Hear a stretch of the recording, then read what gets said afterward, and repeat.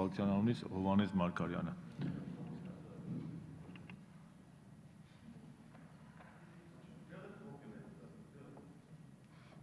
Այս մուտքից մոտեցա։ Սիրելի հայրենակիցներ, Ժառանգություն կուսակցությունը իր առաջնորդ Ռաֆի Հովհաննիսյանի գլխավորությամբ հայտարարել է, որ դեմ է Սերժ Սարգսյանի նախաձեռնած իբրև թե սահմանադրական բարեփոխումներին, որի գլխավոր նպատակը մեր երկրում կուսակցապետության ստեղծումն է Սերժ Սարգսյանի ղեկավարությամբ եւ ենթակա կայսրապաշտ ընկերակցությամբ։ Ինչպես իր ասուլիսում նշեց Ռաֆի Հովհաննիսյանը, թունավոր ծառից բարի պտուղ չի կարող գալ։ Այս իշխանությունը պարոն Սարգսյանից սկսած չունի իրավակարգ վիճակ, լեգիտիմություն ընդհանրապես, պետական հանցագործությամբ գողացվել է ժողովրդի քվեն, խախտվել է սահմանադրությունը։ Այդ վարչակարգը, որը խախտում է սահմանադրությունը, չի կարող ներկայացնել երազանքային սահմանադրություն եւ ներկայացնել, թե դա նպաստ կունենա Հայաստանի Հանրապետության եւ ժողովրդի համար։ Այս սահմանադրական փոփոխությունները նպատակ ունեն ծխածածկույթի ներքո խորհրդարանական կառավարման անցնելու քողի տակ ոչ միայն մի հոգու իշխանությունը երկարաձգել, այլ նաեւ հիմնել կուսակցապետություն։ Ժառանգություն կուսակցության ոճը վերաբերվում է ոչ միայն ներկայացված նախագծին, այլ նաև Սերժ Սարգսյանի եւ նախախմբավարման նոր իշխանազավթմանը, քաղաքական դաշտը լիովին ձևախեղելուն, ակնհայտ փորձերին։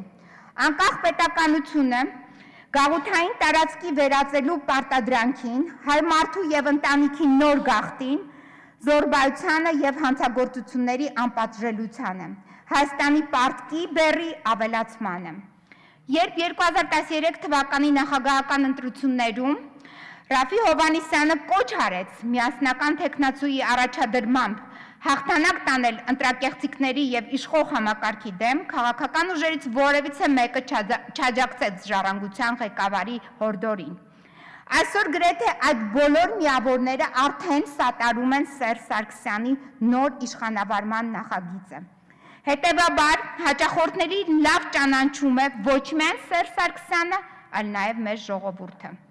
Այսօր մեր քաղաքացիները փողոցներում եւ հրապարակներում ըմբոստանում են ոչ միայն անարդարությունների եւ իշխանության նորանոր շորթումների դեմ, այլ նաև հնացած ապաքաղաքական, անսկզբունքային քաղաքական համակարգը փոխելու, ազգային ծրագրերով առաջնորդվող պետականամետ դաշտ ձևավորելու համար։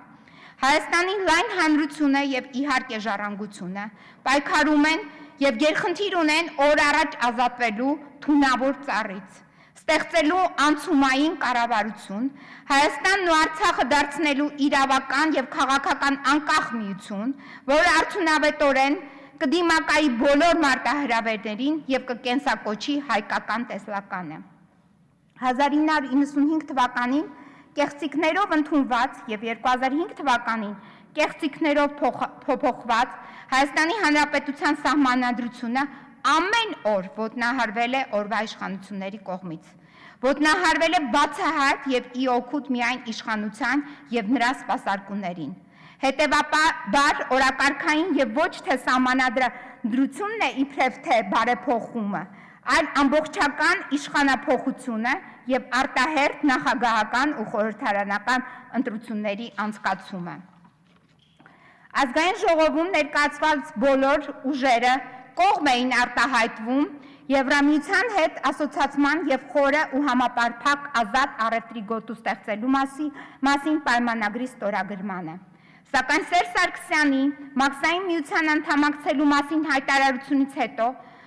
այդ ուժերը սկսեցին միասնաբար գովերքել 170 միլիոնանոց շուկային, անդամակցելու դրախտային առավելությունները։ Սկսեցին վկայակոչել մեր անվտանգության խնդիրները եւ միասնաբար կողմ քվեարկեցին Եվրասիական տնտեսական միության բռնակցվելուն։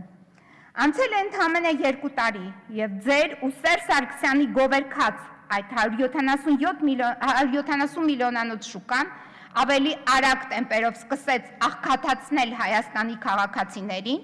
Արտագաղթն ավելի մեծացավ, իսկ անվտանգության ապահովումը բոլորիս աչքի առջև է։ Ադրբեջանը ամեն օր հրետանակոծում է և ռմբակոծում է Հայաստանի սահմանները, ինչի հետևանքով զոհվում կամ վիրավորվում են մեր զինվորներն ու սահմանամերձ համայնքի բնակիչները։ Մեր արտաքին սահմանը պահպանող ռուսական զորամասի ժամկետային զինծառայողի կողմից Գյումրիում մեկ գիշերում Եղեռնի զոհ են դառնում 7 հոգանոց հայ ընտանիք և մինչ օրս Հայաստանի Հանրապետության արդարադատության ձեռքերը չեն հասել եղեռնագործներին։ Իշխանություններն ու քաղաքական ուժերը այլևս չեն խոսում Եվրասիական տնտեսական միության միանալու առավելությունների մասին, որովհետև խոսելու և արդարանալու ոչինչ չունեն։ Եվ հիմա էլ անցել են սահմանադրական բարեփոխումները գովերքելուն, հիմա էլ դրա հետ կապելով մեր երկրի պայծառ ապագան։ Սիրելի հայրենակիցներ, վերջերս ես ծանոթացա և կարդացի մի մեծ քաղաքական հարթակի վետերաններից մեկի Շեմոն Պերեսի խոսքերը, որը նա վերջերս հայտարարեց հասակում, հայտարարեց ամբիոնից և պետք է դրանք ցիտեմ։ Մենք երազում ենք մեր հողի մասին, սակայն հողը, որը ստացանք, երազանք չէր։ Այնտեղ ճահիճներ էին, մոծակներ, անապատ հարավում քարեր։ Պետք էր ընտրել մոծակների ու քարերի միջև։ Այնտեղ երկու լիճ կար, մեկը մեռյալ, մյուսն էլ չորանում էր։ Կար հայտնի գետը, սակայն այնտեղ էլ ջուր չկար, այսինքն ջուր ընդհանրապես չկար։ Բնական ռեսուրսները նույնպես չկային։ Այն ժամանակ ասում էին, որ մերձավոր արևելքում երկու տեսակի երկրներ կան՝ նավթային ու սուրբ։ Մեր բացարձակ սուրբ էր, որովհետև ընդհանրապես ոչինչ չկար։ Մենք միայնակ էինք, մենք չունեինք կրոնակից եղբայրներ, լեզվակից քույրեր, պատմական հարևաններ։ Այս ամենը տեղի էր ունենում հոլոկոստից հետո։ Մենք գնացինք այնտեղ և չգիտեինք ինչ անել, ասում էր Պերեսը, և շարունակում։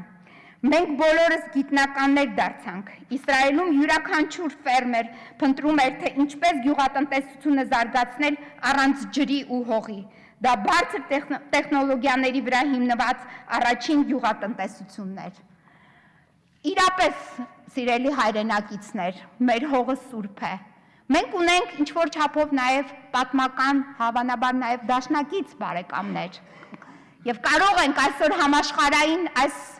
դժվարին պայմաններում բանակցել և ունենալ մեր սուրբ հողում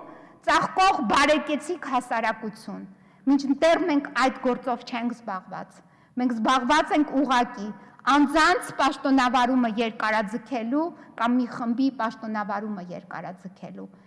Ինչ ենք ասելու մենք, դառնալով օրինակ Շիմոն Պերեսի տարիքին, երբ մի հարթակ լինի, որտեղ մենք պետք է հայտարարությամբ հանդես գանք, այ յուրաքանչյուր ձեզանից որևիցե մեկ այստեղ նստած, ինչ ենք ասելու մենք, ինչ հայրենիք ենք մենք ընտրել և ինչ ենք թողել մեր սերունդներին։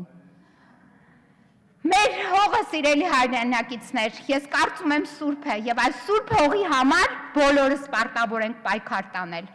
Հենց այս սուրբ հողը պաշտպանելու և սուրբ հողում մեր ազգահավաքը կազմակերպելու համար մենք պետք է դուրս գանք այս